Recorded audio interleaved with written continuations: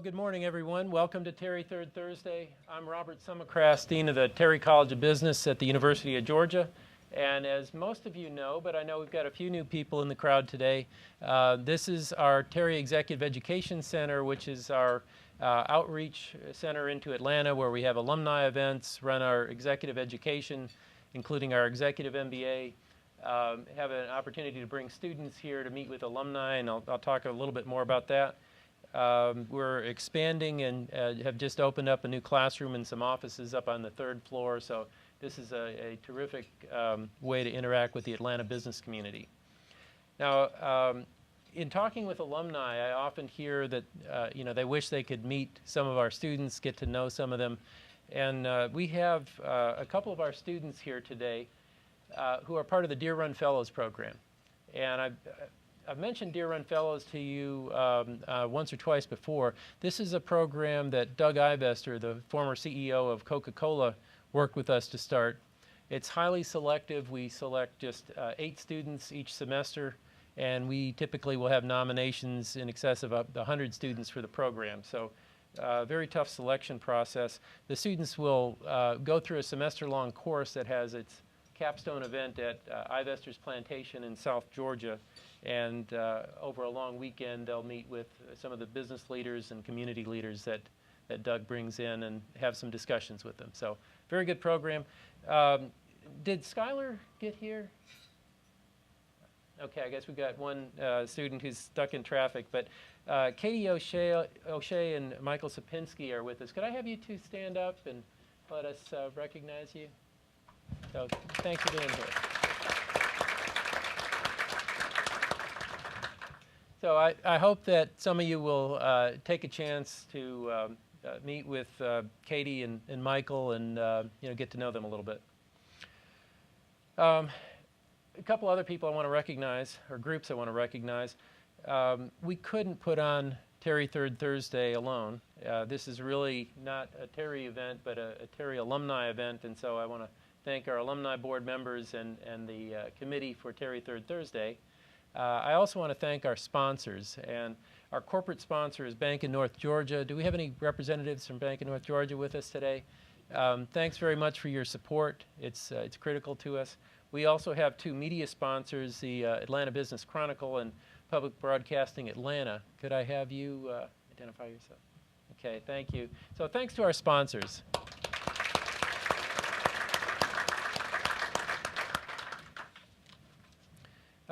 Let me say a little bit about what's in the future before we get to today's program.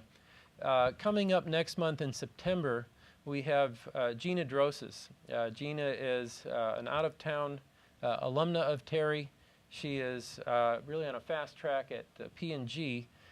She now serves as the president of P&G's Global Beauty Products Division, and her talk will be about leveraging change to accelerate growth. We'll have 2 more Terry graduates in October. Michael Anderson, who is the commercial director for the marketing research firm dunnhumby, along with Steve Goodrow, who is formerly of dunnhumby and now is a Terry executive in residence. So they'll be here for the October Terry Third Thursday, and in November we'll have Steve Green, who's the chairman of the Georgia Ports Authority, and I think all of you know how much the ports are growing and contributing to Georgia's economy. A couple other programs, non-Terry Third Thursday, I wanted to mention. We have an Emerging Leadership Academy that is starting for the first time at the Terry College. This is a certificate program that we're doing in Atlanta. You can take 3-day modules to complete this program through September and October, and if you talk to any of our executive education staff, they can give you more details on that. I think we've also got some information about the Professional Women's Conference that we will be running on November 5th. This is an effort of our Alumni Relations Office, and it's going to be a day of networking and panel discussions with female executives. So please take a look at those and consider attending. Now to today's program. Joining us this morning is Ken Stewart. For the past 3.5 years, Ken has been the Commissioner of the Georgia Department of Economic Development, and that makes him, among other things, the Chief Marketing Officer for the state. As commissioner, Ken led Georgia's efforts to recruit new businesses and to expand the ones that we have here already. The department promoted tourism, international trade, as well as things like entertainment industries, including movie production and music business. The department also worked for small businesses and entrepreneurs, which are obviously so critical for job growth in this economy. Ken was appointed commissioner by Governor Perdue in January 2007, and he served in that capacity until he stepped down just this past month. And since resigning from his commission post in the summer, Ken took on a new role as senior advisor for industry strategy at Georgia Tech. Most of Ken's career was spent in private industry. He's been vice president for Unisource Worldwide. He's also had several management positions at Georgia Pacific and had positions at Weyerhaeuser and Mississippi Power and Light. Ken is here this morning to talk about some of the time he spent on the front lines of economic development. So please join me in welcoming Ken Stewart.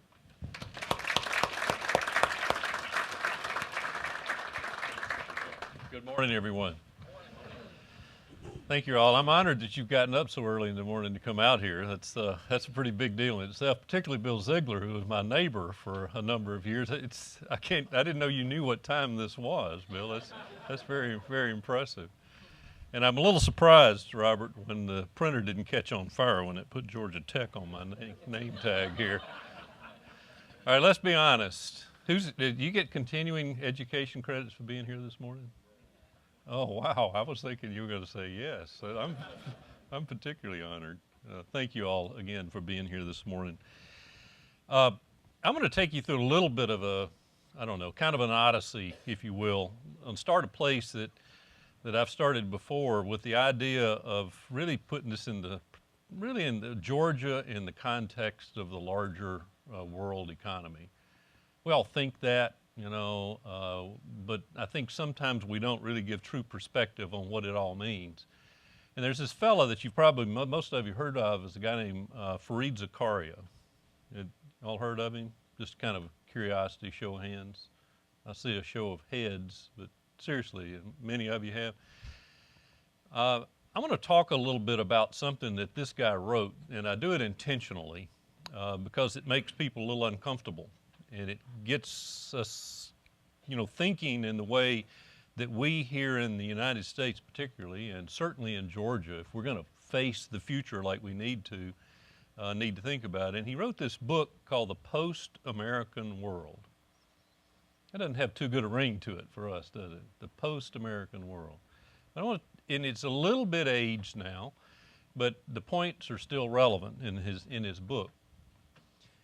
He talks about there being tectonic power shifts, or shifts and big major shifts as we would think in tectonic plates, but shifts in the world over the years. And the first one he talks about is the rise of the Western world. And we don't need to go through a history lesson here, but really between the 15th and say the 19th century, there's a lot of things happen that modernity really as we know it, and it caused things from a business perspective to occur that changed the world forever. Very, very rapid at the time. And then the next shift, there we go. The next tectonic shift was, the rise of the United States. So what do we have with the United States? Resource rich, new country, fertile ground, progressive laws, the development of an economy like has never been seen in the world before. Really big deal, the envy of the entire world. And then comes this one that's called the rise of the rest. And it's kind of an interesting phrase when you think about it. And I want to put it in perspective because it's not just the United States and the world economy anymore. It's all countries, and all of their interdependencies are now in there with us. Do you recall, many of you got a little gray on top. I didn't really look at you intentionally. I did kind of get attracted there. But, you remember when a phone call would come in and it was like long distance, right? You'd rush to the phone because, it was long distance, right? It may have been to Macon or something. But the point is that we were thinking about markets then for our business that were really very close. And so our entire sort of sphere of business and market area that we thought about might have been just really close, driven by technology, driven by logistics, and being able to coordinate your business. It was just really close. All that certainly has changed now, and I'm going to talk a little bit about that. But it's been interesting in the last 20 years or so, this unprecedented growth we've had here has not, it's been worldwide, driven again by this technological base. Fareed Zakaria talks about kind of looking around a minute, and let's get real about what's going on here in the United States. We think that it's all U.S.-centric. This economy may be 3 times the size of the next largest in the world, which now I guess officially is China as of last week. But world's tallest building, Dubai, world's richest person, and I'm not sure this is true anymore, but Mexico, it's not the United States. The biggest refinery under construction in India, richest investment fund in the UAE, the largest casino in Macau, the largest shopping mall in Beijing. It's not, none of these in the United States. That's the commonality of that. And I could say, well, okay, so what? The point of this, I think, is to kind of get us to think again, it's not just us. It's not just the United States. How are we behaving in this world economy? Internationalization of markets, goods and services, economy, all of our countries are increasingly interdependent, and it's about data, people, and goods. All of those things now are traversing the world just every day. I think I heard the statistic that there's about 40,000 people at any one point in time in the air over the Atlantic.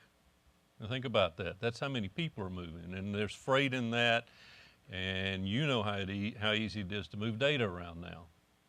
Who would have ever thought that we'd be doing data processing or writing code or getting service support in India, for instance. All of that's significant, I think, for us, particularly right now, as we think about how we go about our business, how we think about structuring our laws, how we think about how we behave in this new world economy.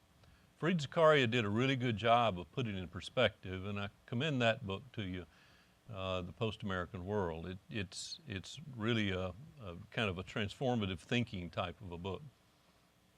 Another kind of proof point to me on this. This says G20 summit, but I can remember when it was G4 at one time, wasn't it? Or G6, and then G7, and now G20. What does that say? That's another proof point that other economies are a significant part and a significant player in the policies that we have in making this world economy that we're in, that we're so dependent on, really work.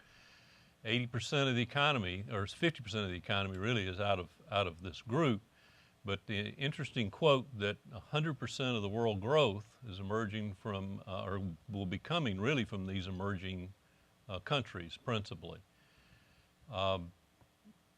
This economics drives politics. Economics still is power at the end of the day.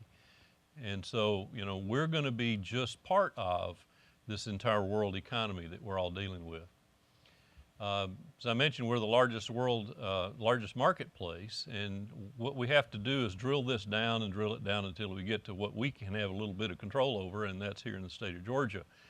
And as Robert said, I've had the honor of dealing in terms of Georgia for a few years, and it's always really interesting to go around the world in different places, and you run into somebody, and in fact I made it kind of a habit of asking the question, what do you know about Georgia? Can you find it on a map? What do you know about Atlanta? And some people, they may not even associate Atlanta with Georgia. They may know Atlanta or may know Georgia or not the other. And we used to give these kind of investment seminar, little marketing things that we would do different places. And we did one in Hong Kong one time. And we were rushing from place to place, you know, typical, you blow in and you blow out. And as we went in, we set it up with somebody ahead of time to put a U.S. map up, really North American map showing the states, and said, take a great big arrow and point it to Georgia. It was a huge backdrop, about as big as all of this combined. This huge arrows pointing to Nebraska, right? And which is kind of interesting. And you look at, well, you know, they probably really don't know the difference, but we had to explain it a little bit. But what do they know about this place that we're in? You know, typically they know about Martin Luther King. They know about Gone with the Wind, know about the Olympics. Coca-Cola is obviously well known. Know about CNN. And then I hate to say this, most of them know about Georgia Tech. Hey, I'm just telling you the facts. Which was interesting. But it's a place that, this is a place we have some control over, and we must behave in a way that's in the context of this international environment we're in. Georgia's still growing. We're still the hub of the Southeast. We're actually, I think, blessed with location to a certain extent. I know Governor Perdue always used to say we're in the corner store location. And, you know, and I think that's sort of a clever way of saying it, but if you look at the sort of the logistical facts, most people don't remember we're closer to Chicago than New York is to Chicago, just in land miles. And we don't normally think about that, quite honestly. And so when we think about the movement of freight, for instance, we think, well, gosh, maybe Chicago will be closer, but it's easier to use our port. As we look at the expansion of the Panama Canal, it's going to be finished in 2014. We look at the deepening of our harbor down in Savannah to handle the post-Panamax freighters. That's a really, really big deal. It's a whole lot easier. There are 23 all-sea routes now into the Port of Savannah out of Asia alone, but there's only 4 out of Latin America. It's kind of interesting, isn't it? And some of that's a reflection on, obviously, the quantity of the trade, but this needs to be the first stop for a movement of goods. So you see this logistic strategy being pushed in Georgia, and a lot of energy being put behind the port and what we're trying to accomplish there. So you get down to, ultimately, when you think about a customer, you know, what are you going to sell the customer? What's the value proposition? And that's all the customer really is interested in at the end of the day. You know, what are you going to do for me? And that's their duty to their shareholders. And that's how this whole economic, you know, machine that we have here really works. And so we say, what do we have to sell? What are the, you know, the arrows in our portfolio here in the state of Georgia? No big surprises on these, and I won't go through a lot of these in any detail at all. But you know, this is the list that we typically sell. Now I'll talk about some of them actually more intentionally. Strategic industries. This is not kind of a haphazard list for us. These are broad buckets. But there was this, Governor Perdue started this thing called the Commission for New Georgia when he first got in office, and it was to be real strategic about Georgia. Well, what do we go and grow? What are we naturally good at? What are our competitive advantages? What are our unique strengths as related to, say, you know, our competition?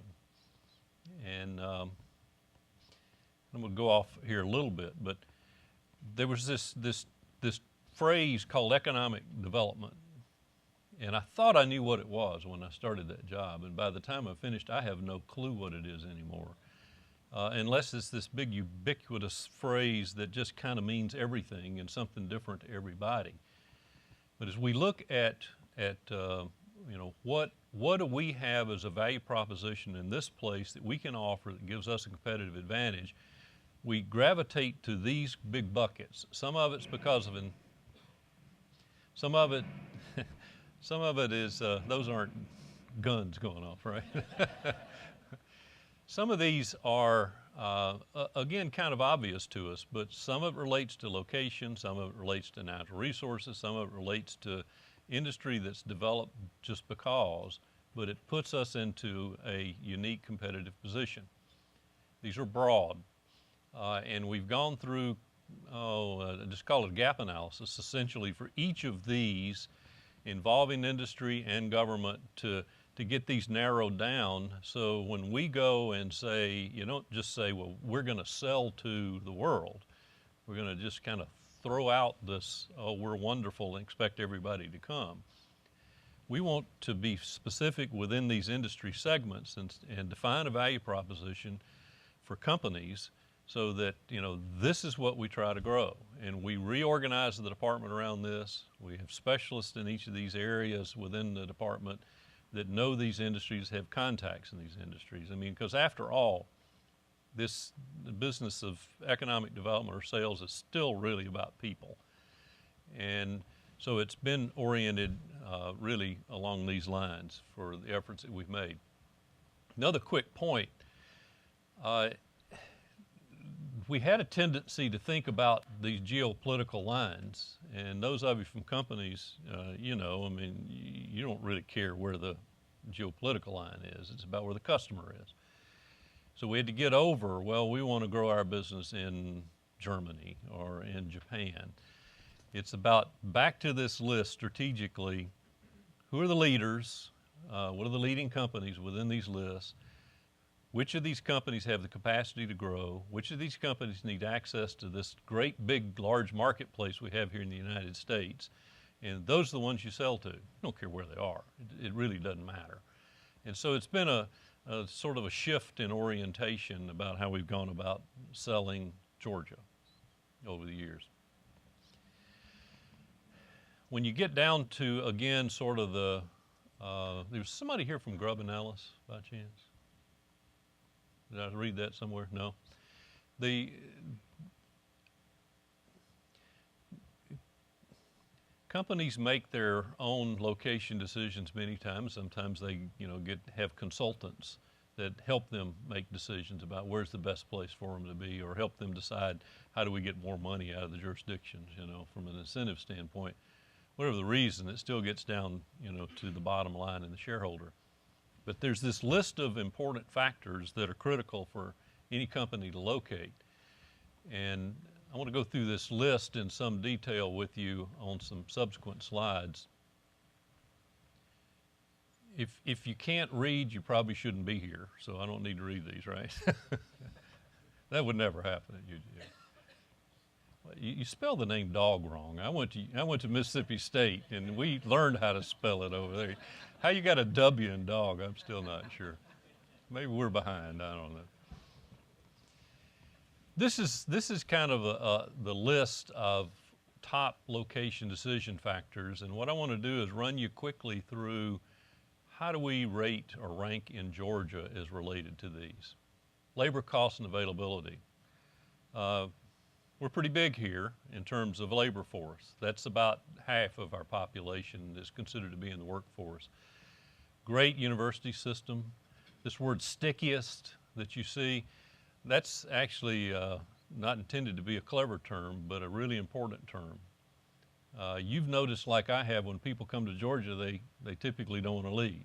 There's something about the place. We may not have Mickey ears or, you know, some of these other things are huge mountain ranges with snow on top all around the year.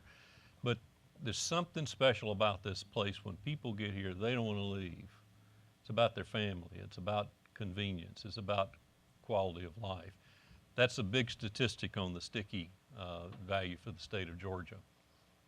The young population, ask a company, particularly these days, the ones that are rapidly growing, whether it be in the bioscience or technology fields or whatever it might be, you know, what do you want? You want young people, you want a rapidly growing population, which represents a marketplace. You want, you know, and we'll go through some more of the details, but it's related to people. Fourth, most newcomers of all states. That's another important thing. People want to move here, and then if you look at the last data point there, that's called the Young and Restless category. The people that are in the 25 to 34-year-old range, typically with advanced degrees. Where are they going? Well, they're coming to Atlanta. That's a really big deal, quite honestly. More than 50% of the population is in that workforce range, for sure. We're still projected to grow. A good location decision factor, that's really what that's about. Labor costs, another one that obviously companies always want to ask about as they run their pro forma about where am I going to locate. We're not the lowest, we're not the highest by any means, as you can tell. A little bit of a surprise on some of the differentials in costs related to Florida and Texas. Cost and versus availability, we're in the hunt. That's what it boils down to. You know, do we want to be the lowest? No, not necessarily. We want to be the highest? Certainly not. We're in a good position, a good competitive position. Educational attainment. Not much difference in these. I always find it a little surprising as much as we get kind of thrown under the bus on some of our statistics, you know, here in Georgia, there's really not much difference there, really not. I think, and Phil, don't write this down, please. I think sometimes we throw ourselves under the bus. Maybe that's good, and that it keeps us moving on and continuing to improve about things like water and education and traffic. We're our own worst critics at the end of the day. We opened an office in Beijing, it's been probably a year and a half ago or so, and it was, we had a number of film crews, television crews go over with us and other media, and Phil, I don't remember if you were there or not. But it was interesting. We did the office opening, finished up about 11 o'clock in the morning, and the film crew says, hey, we want to do a follow-up interview about 4 o'clock back at the hotel. And like, great, where are you going? They said, well, we're going to go across town, we'll be back. And I just sort of smiled like, oh, good, I'll see you at 4 o'clock. Sure enough, about 7, they showed up. And they're like, oh my God, the traffic was horrible. I said, well, okay. You know, quit throwing us under the bus here in the city of Atlanta, because you know traffic's tough everywhere, particularly in growing economies, much like we have here in the state of Georgia, in Atlanta particularly. Access to markets, another big location decision factor. We ought to all every day give thanks to those prescient leaders back in the 40s and 50s that said, you know, we really need to lead with the airport. It could have been Birmingham, you know, really. Let's be honest. This airport made a huge difference here in the state of Georgia and the city of Atlanta. These ports, very aggressive at the Georgia Ports Authority. Curtis Foltz now is the ports director and actually today in Asia, but continuing to work to bring more of these all sea routes here into Georgia to continue to grow those ports, and they've done a super job down there. They really have. The fastest growing seaport in the United States, container port, but now the 4th largest container port in the United States. That's really amazing when you think about it. We have this river coming all in quite a number of miles into Savannah, and it ends up being the 4th largest. It's not the ideal location, quite honestly, and they do a wonderful job with it. But if you compare that to where they were out in California and New York and Virginia, they're really doing a super job. And it's a really big deal for us. The more of that stuff that moves through here and gets disseminated around the country, the more dollars that flow through our economy. Same for the airport. Roads, rail, we'll let those metrics speak for themselves. But again, this corner store location really made a difference. Highway mileage is somewhat a reflection of the size here. You see Texas where it is just because, again, on size. The next one is on site availability. One of the things we hear a lot from companies is that it's changed a little bit from the way it used to be when you said, I'm going to go put in a plant somewhere. And used to do that for Georgia Pacific. Where are you going to put it? You know, and that logically, there are lots of things to consider with raw materials and labor and all of that. But the timing part is what I'm trying to point out here, is that companies expect to have the site now. I mean, today, ready to go, pad ready, you know, where they can start their facility. You know, when they make that location decision, I'm going to make the investment, they're ready to get going. Used to, it was a lot slower. As a result, we have these grad industrial sites, which is Georgia Ready for Accelerated Development, that's basically gives you pre-certified sites that the companies know environmentally okay, you know, that they've done their perk tests on it, they know that they've got utilities into the site, they know that they've got, you know, rail and road access into the site, so they know it's ready to go. We're growing that as a capability all throughout Georgia. As Robert mentioned earlier about small business, we sometimes think about these big business, you know, location announcements that you hear, get a lot of fanfare.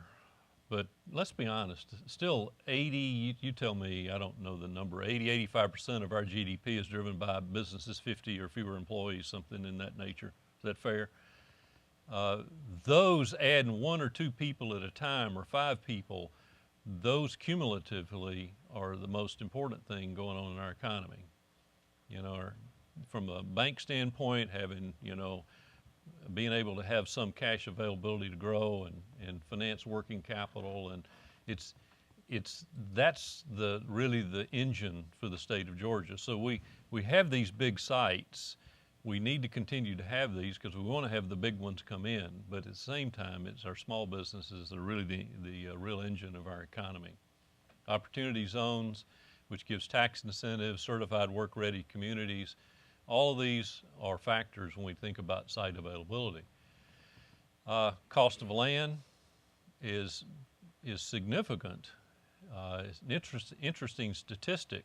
As you can see here, it's a little bit of a surprise that it's as low as it is relative to some of the other communities.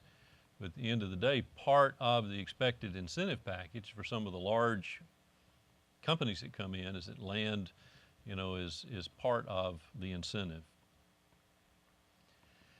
Energy, I think the most important thing associated with this slide is that we can demonstrate to most any company coming in is that there's competition on almost every site. That's what they want.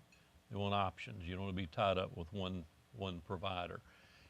And all of these, I didn't say anything to offend you, I hope.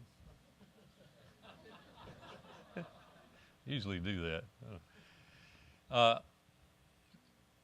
All of the companies that come in, that's very much of for all of us that are in a competitive business, that's a pretty comforting thing to know that you've got some options as related to all of your services. Incentives, again, I won't go through the list, but I want to take you to a little different place than this, but you can kind of peruse through this. We have a full portfolio of incentives that are available, and when I started in the job a few years ago, I kept hearing that our taxes are too high in Georgia, and that, you know, we weren't doing this right, we weren't doing that right. When I was at Georgia Pacific, we took kind of as you would expect we'd have to, took kind of a financial approach to determining where we would put the facilities. And the way we did is we would build the plant on paper, you know, essentially run it as a company, balance sheet, P&L, construct the project on paper, run the plant over a 10-year period, again on paper. And then you would be able to tell what the net present value was of that, or from a cost perspective, you could tell what it would cost you as compared to one jurisdiction or another to have that plant located there.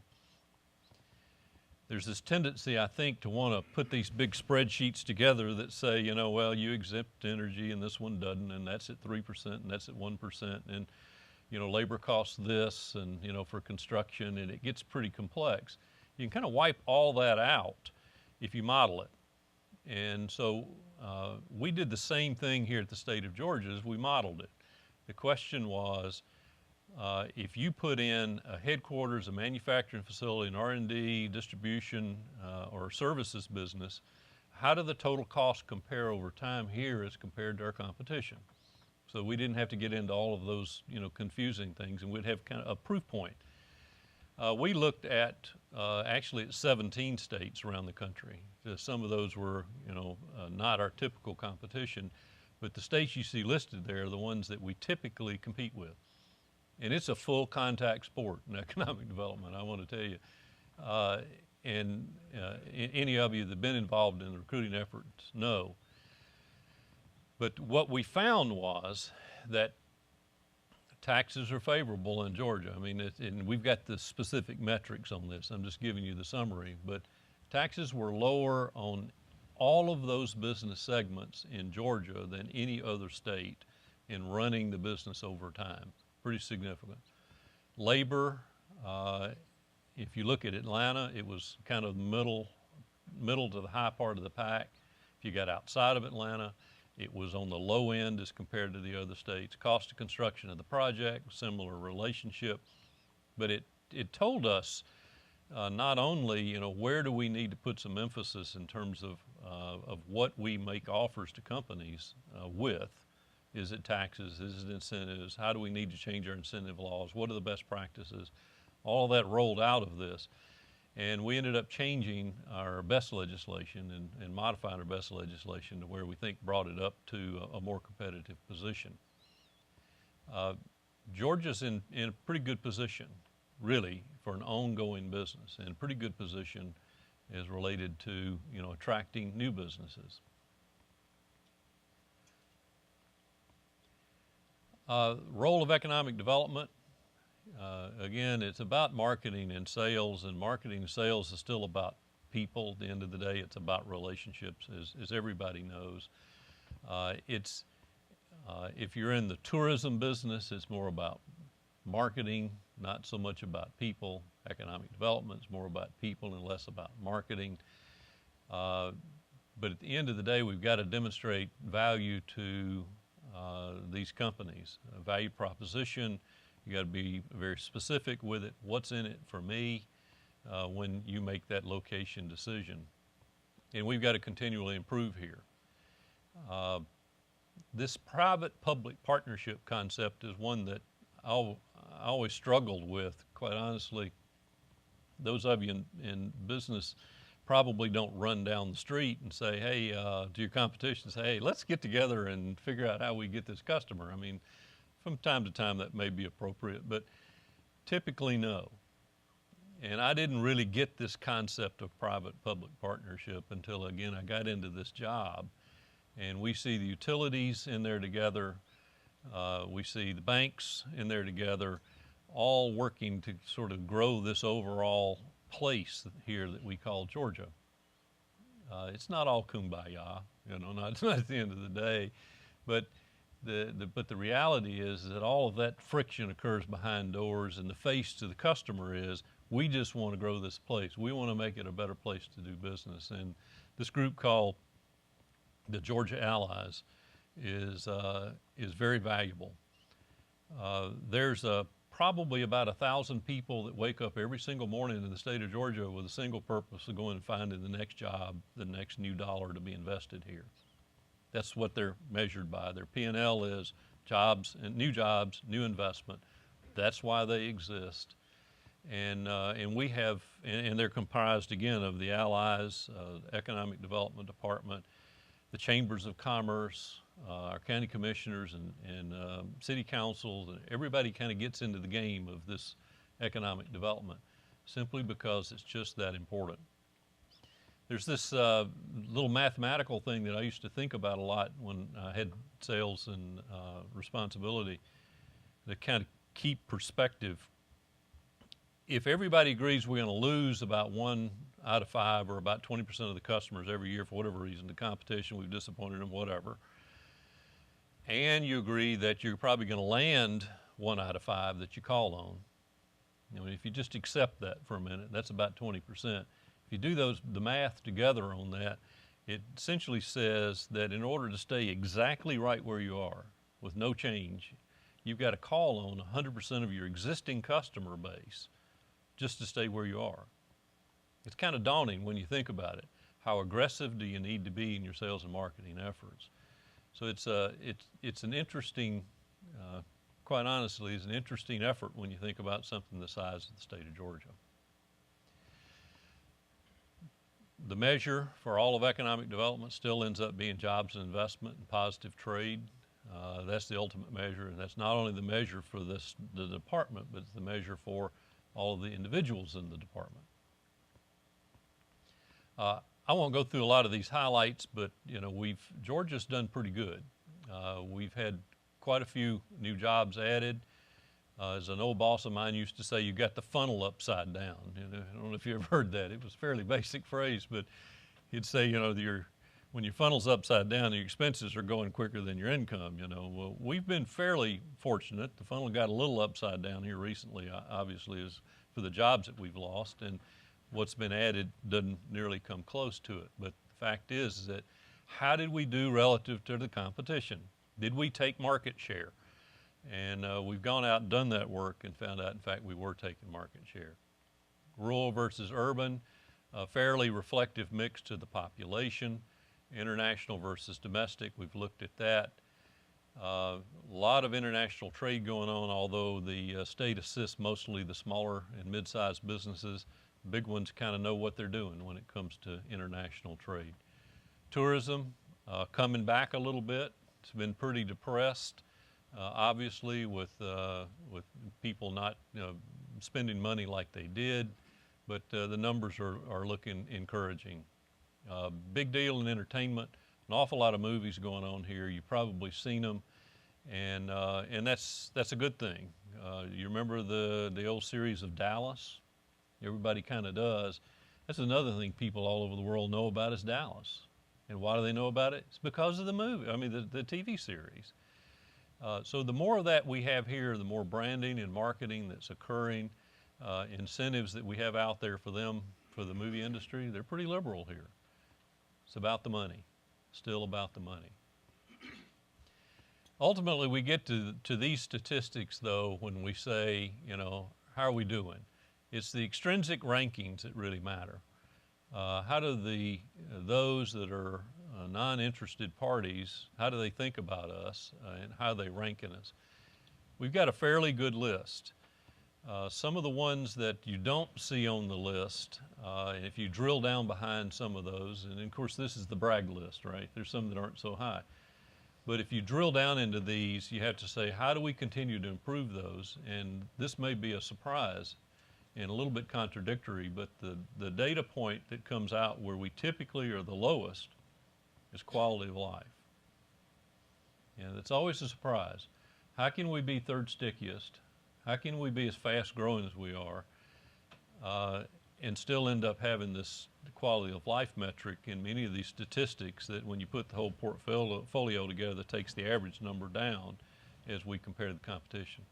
I don't get it. It's a subjective piece to it. Some of it's subjective, but at the end of the day, some of it may be reputational. So we still have some work to do here. There's no question about it. And we've just got a great foundation for which to do that. Oop, I forgot that one. 6th best state for doing business. And this has gone up and down still within this fairly narrow range for Forbes. Strategies. We use this phrase about being front of mind. When someone's sitting in Singapore saying they want to have access to the U.S. marketplace, or they're in Chicago or wherever they might be, and I have $100 million I'm going to put into a facility, what you want to happen is for them to say, yeah, we need to go look at Atlanta, or we need to go look at Georgia. I've heard a lot of good things going on down there. We must have that happen or be front of mind, and we're not going to hit all of them at the time that they're making those decisions. Relationship management, I talk about strategic and fresh, and there's a guy here that you may have heard of that lives right here in Atlanta named David Knorr. He writes this book on relationship economics, and it's really interesting, the whole concept. He's written written a number of books actually, but if you look at the books, it essentially says what we know already, and that's that if it's about sales, if it's about marketing, it's about relationships, and it's about keeping those not only strategic and fresh, and none of us spend nearly enough time in managing our relationships to our strategic purpose or advantage. We just don't do it. And that's a big deal. We're trying to do a better job from a state perspective, working collaboratively in partnership, but really it's about knocking on doors. It's about shoe leather on the street. In fact, I called Mike Adams at one point when I was feeling kind of down about what we're doing here in the state of Georgia, and we were kind of feeling like we weren't getting traction. And Mike Adams, I don't know if you know, used to be in economic development. And so I said, well, you know, what do you think? What do we need to concentrate on? And his whole comment was, and it's typical with Mike, it was a fairly short conversation. It was, you know, what do we need to do? He says, it's just about shoe leather on the street. It was a whole conversation. So I think he was exactly right. It's still about being strategic, knowing who your customers are, continuing to improve who we are as a state, selling the assets that we have in a strategic way that represents a value proposition to individual companies. Thank you so much for your time this morning. I'm honored that you've gotten up as early as you did, and so I'm really, really, really happy to be here. Questions? You want to do that?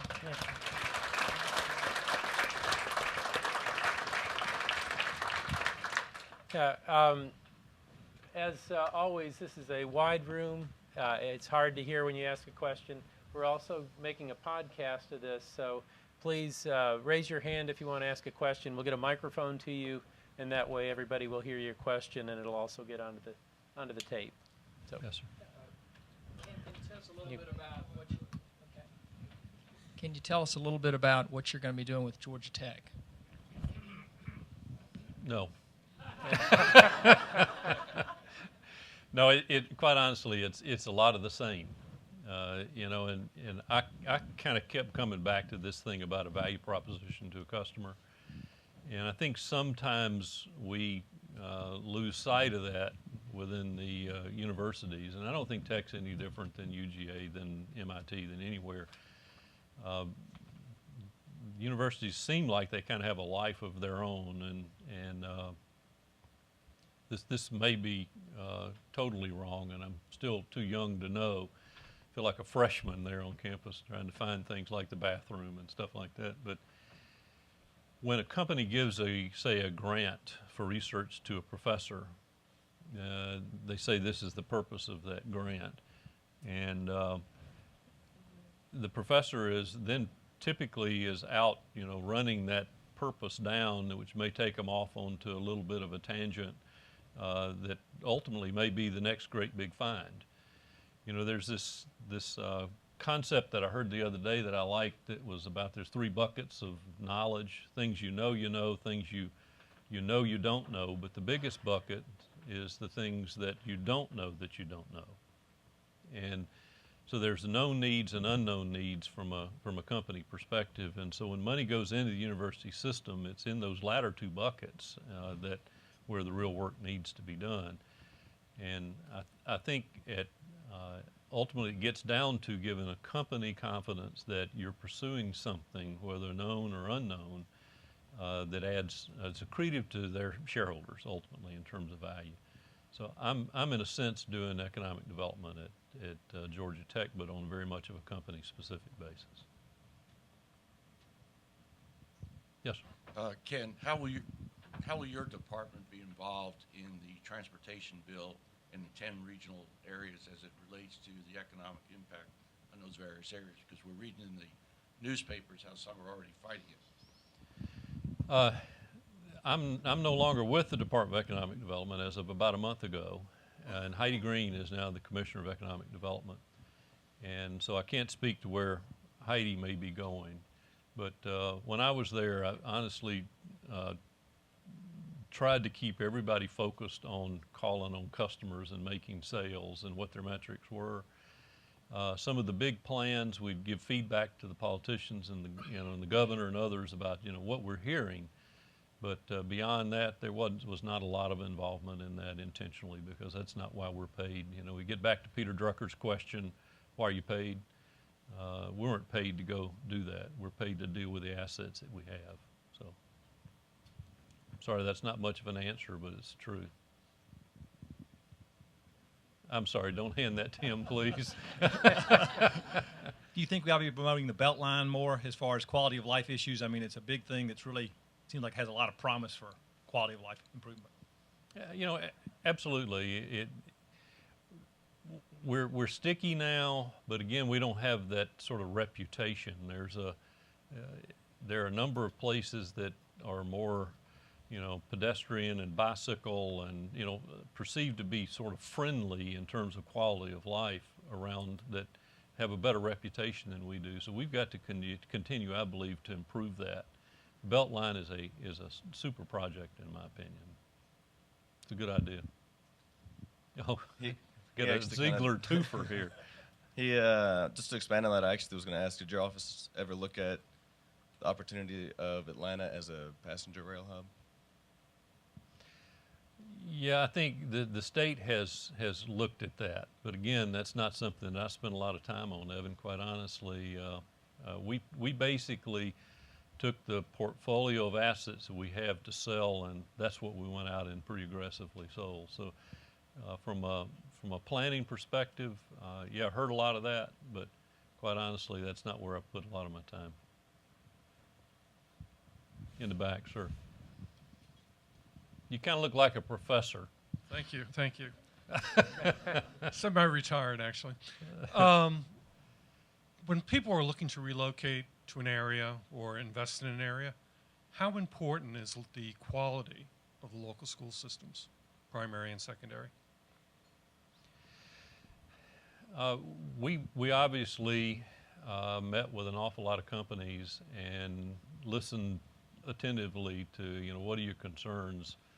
You know, what is it that they need in order to, what do we need to do in order for you, you know, to locate your facility here?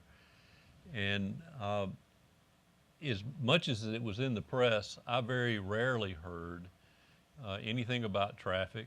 I very rarely heard anything about water. I very rarely heard concerns about education from the companies. The issue is related to that, I think, was, do I have enough people to come to work every day? And that's the real concern. And do I have a continuing supply?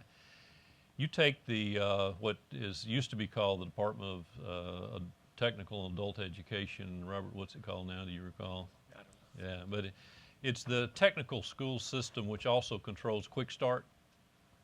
World-renowned Quick Start is.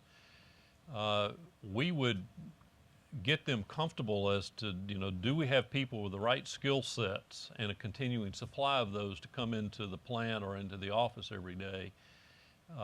We'd solve that problem by putting Quick Start in to do the initial training and then tie into coursework typically in a technical college or even out of our research universities if it got to engineers and other you know, people that had a different skill set, to give them a confidence that have what they need in order to have an ongoing operation. We do pretty good with that. I think it's 113 different higher education institutions, and maybe is the way to say it here in the state of Georgia, all over the place, that are very malleable. UGA is, Tech is, when it comes to providing the supply, continuing supply of the right kind of skill sets that they need to operate their facility. But not a lot of talk about that from my perspective. Yes, sir, back here.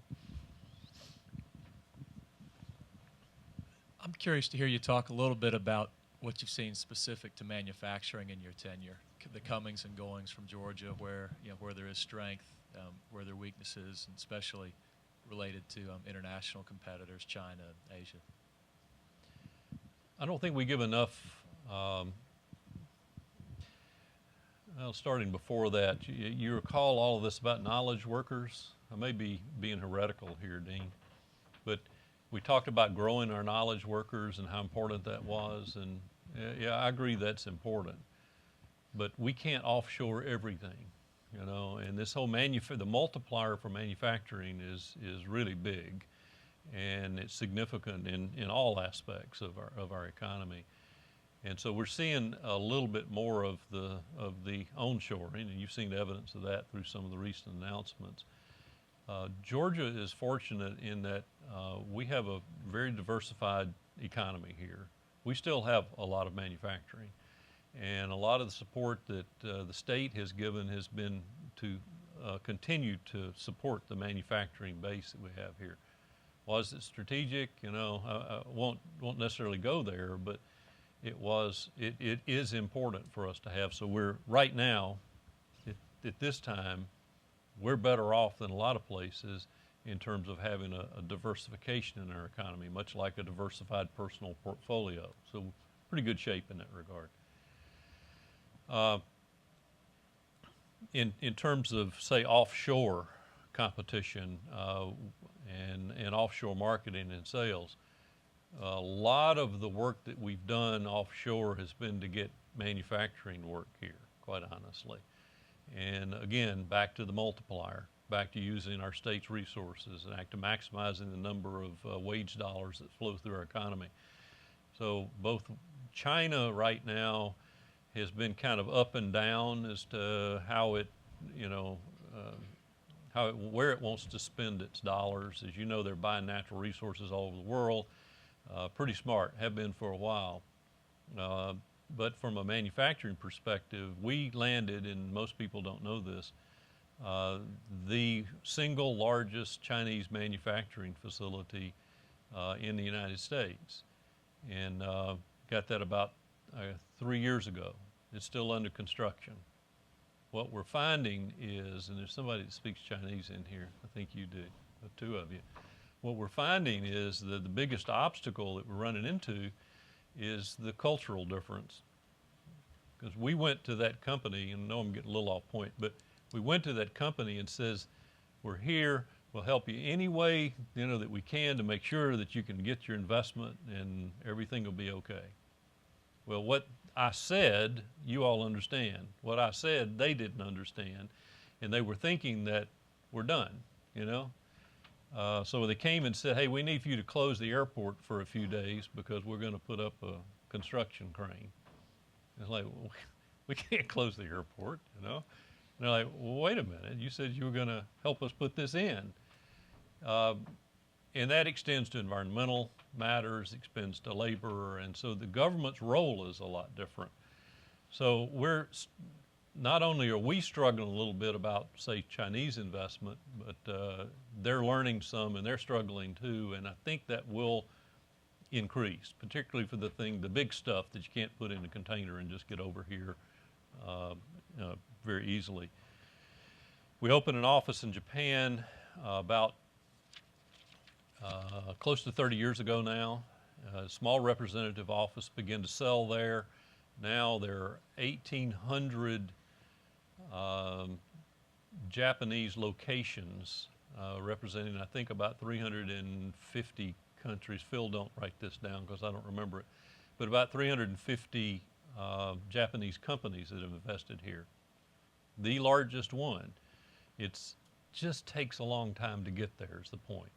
We're well penetrated with Germany, with the UK. Our biggest trading partner still continues to be Canada just because of where it is, a lot of cross-border investment there. But as related to, say, China, it's going to take some time as we learn each other and as we get confidence. But this critical mass of investment where people from China can know that somebody's been successful there, there's a community there, and we can talk to somebody that's been successful. Imagine if you were going to go to China and invest in Tianjin or Wuhan or something. Talk about a risky investment, just kind of showing up and investing there. There's no way you could be successful. Same thing this way. And so we think ultimately it will accelerate, particularly as we have this integration of our world economy. Ken, could I just follow up a little bit on your comments there concerning the geographical importance of the initiatives that you're interested in. You did mention geopolitically that you weren't thinking so much in terms of geography. And what came to my mind is that You know, it's always easy to buy in English, but to sell can be more complicated from a cultural perspective. Given the need for increased exports, what is the state doing in that regard? We have an international trade department, Phil, as you know, and Kathy Falls runs that. They actually 2 years ago won the Presidential E-Star Award, which is one of 3 given to government or businesses in terms of their efficiency related to international trade. So by definition of that award, Kathy Falls and the International Trade Group, they're doing a good job. In terms of its application to business as a whole, it again doesn't typically focus on the larger companies because they tend to know where it is, their markets, and they have representatives or offices and they know their business. But the downside from a large business standpoint, at least from my perspective, is there's a tendency to focus in on a particular country and particular relationships. Rayonier is an example. Their largest customer is in China, and they're there simply, and so big there, it's for cigarette papers. And they're there simply because that's the largest customer, but they haven't really expanded off to other places as related to that product line. So, you know, some to capacity, some to relationships, but it's the mid and small size companies. My first trade trip that I took going into that job was in Chile, and we had a number of people with us, but it was, for example, selling porta potties in Chile, you know, and it doesn't sound like a big deal, and it's not a huge thing to the state of Georgia. It's important to that company, but at the end of the day, that's the type of company that, you know, we can do best in aiding those cultural trade barriers and differences that big companies tend to know how to do that on their own. Don't need a lot of help. Okay. Ken, thanks very much for your remarks. Thank you, Robert. Appreciate it.